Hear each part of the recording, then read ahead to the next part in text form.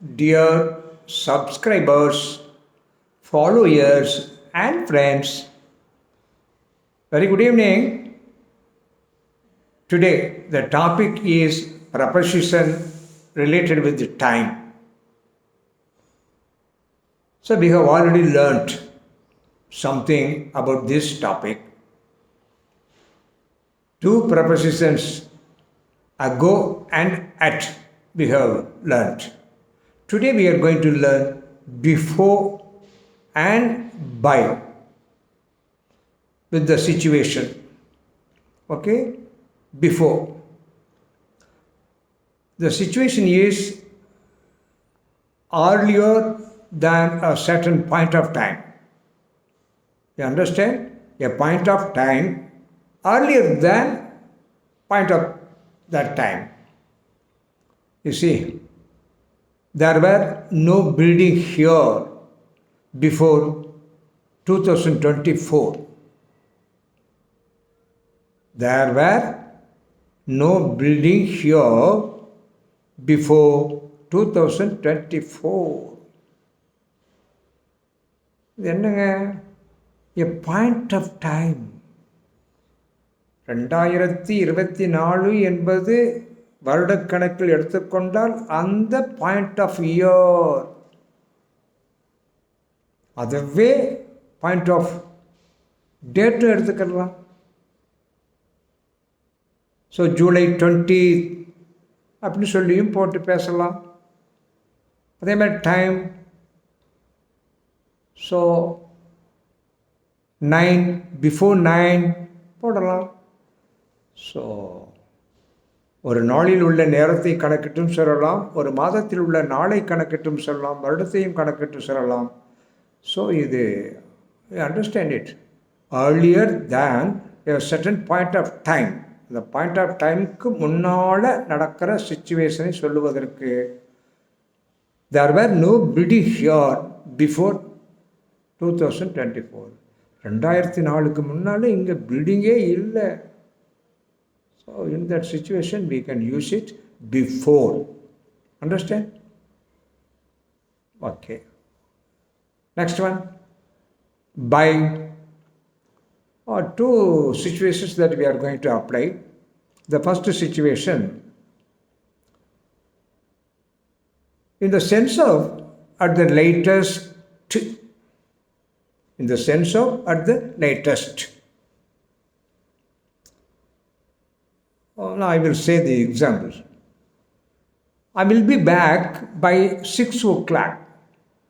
I will be back by 6 o'clock. என்ன அர்த்தம்? நான் என்ன சொன்னேன்? In the sense of at the earliest. இந்த 6 மணிக்கு முன்னவாகவே. 5:30 வந்தாலும் வந்துடுவேன், 5:45 வந்தாலும் வந்துடுவேன், கூட போனால் 6 மணிக்கு உள்ளே வந்துடுவேன். I will be back by 6 o'clock. அதான் அர்த்தம். இந்த சுச்சுவேஷனை புரிஞ்சுக்கிட்டீங்கன்னு நினைக்கிறேன். எப்போ வருவீங்க? 6 மணிக்குள்ளே வந்துடுவேன், கூட போனால் 6 மணி ஆகும், வந்துடுவேன், முன்னாடியே வந்தாலும் வந்துடுவேன். ஸோ இந்த மாதிரி சுச்சுவேஷனில் we can use it.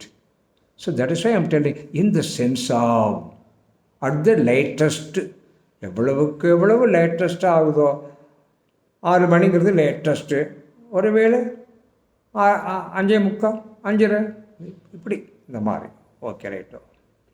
The next situation is up to a certain time. Up to a certain time. ஒரு குறிப்பிட்ட நேரத்தை சொல்லிட வேண்டியது அது வரைக்கும். அப்படிப்பட்ட நேரத்தில் பை போடலாம். அண்டர்ஸ்டாண்ட்? இந்த 2 சுச்சுவேஷனையும் நம்ம போடலாம். You see, I had read 5 pages by 11 o'clock. பாருங்களேன், 11 மணி வரைக்கும் 5 பக்கங்களை நான் படித்து இருந்தேன். I had read. அப்போ ஒரு குறிப்பிட்ட நேரத்து வரைக்கும் நடக்கிற விஷயங்களை சொல்லும் பொழுது பை போடலாம். ஆக்டிவ் வாய்ஸ் பேசிவ் வாய்ஸ் தானே பை போடுவோம்னு மட்டும் நம்ம நினைக்கக்கூடாது. ஸோ இந்த மாதிரி சுச்சுவேஷன்ல எல்லாம் நாம் பை போட்டு பேசலாம். ஸோ மீண்டும் சொல்லுகிறேன், பிஃபோருக்கு சொல்கிறேன், there were no building here before 2024. 2024க்கு முன்னால் அங்கே எந்த பில்டிங்குமே இல்லை. I will be back by 6 o'clock. 6 மணிக்குள்ளே வந்துடுவேன். லேட்டஸ்ட்டு முடியாத பட்சத்தில் தான் 6 மணி. Understand? Okay. Up to a certain time 11 மணி வரைக்கும் நான் ஒரு 5 பக்கம் படித்து இருந்தேன், முடித்து வைத்தேன். I had read 5 pages by 11 o'clock. I hope you understand. இந்த மாதிரி சுச்சுவேஷன்லாம் நீங்கள் பார்த்து கொள்ள வேண்டும். ஒரு 2 தான் கொடுக்க வேண்டியிருக்குது. ரொம்ப கொடுத்தா you are likely to be confused. That is why. Okay. So I want to say one thing regarding our English fluency class. ஒரு 2 வீடியோலாம் உங்களுக்கு வாட்ஸ்அப் குரூப்பில் இண்டிவிஜுவலாக உங்களுடைய வாட்ஸ்அப் நம்பருக்கு வர்றது போல் எந்த வீடியோவும் நான் அனுப்பவில்லை. So the reason is very simple. நம்மளுடைய இங்கிலீஷ் ஃப்ளூயன்சி வாட்ஸ்அப் குரூப்பில் 123 பேர் இருக்கிறாங்க. அதே குரூப்பில் தான் இங்கிலீஷும் போடுறேன், அதே மாதிரி ஆன்மீகம் போடுறேன். ஆங்கிலம் அண்டு ஆன்மீகம் ரெண்டையுமே போடுறேன். ஒரு சிலருக்கு ஆன்மீகம் பிடிக்குது, ஆங்கிலம் கஷ்டமாக இருக்குது. ஒரு சிலருக்கு ஆங்கிலம் பிடிக்குது, ஆன்மீகம் அவங்களுக்கு பிடிப்பில்லை. ஸோ அது பார்க்குறதுக்கு விரும்புறதுக்கு கஷ்டப்படுறாங்க. தட்ஸ் வை என்ன பண்ணலாம்னு பார்த்து தான் 2 குரூப்பாக ஆரம்பிச்சிடலாம். ஆங்கிலத்துக்குன்னு தனி ஒரு குரூப்பு, அதே மாதிரி ஆன்மீகத்துக்கு ஒரு குரூப்பு. ஸோ ஆகவே what I want to request you people is, என்ன கேட்குறேன்னா, யாரெல்லாம் ஆங்கிலத்தில் உங்களுக்கு ஆர்வமாக இருக்குதுன்னு சொல்கிறவங்க எஸ் இங்கிலீஷ் அப்படின்னு எனக்கு மெசேஜ் அனுப்புங்க. அண்டர்ஸ்டாண்ட்? இல்லை எனக்கு ஆன்மீகம் இருக்குது அப்படின்னு சொன்னால் அதுவும் அனுப்புங்க. எஸ் ஆன்மீகம். எனக்கு 2மே இருக்குது அப்படின்னு சொன்னீங்கன்னா சொல்லுங்கள். போத் எஸ் அப்படின்னு போட்டு அனுப்புங்க.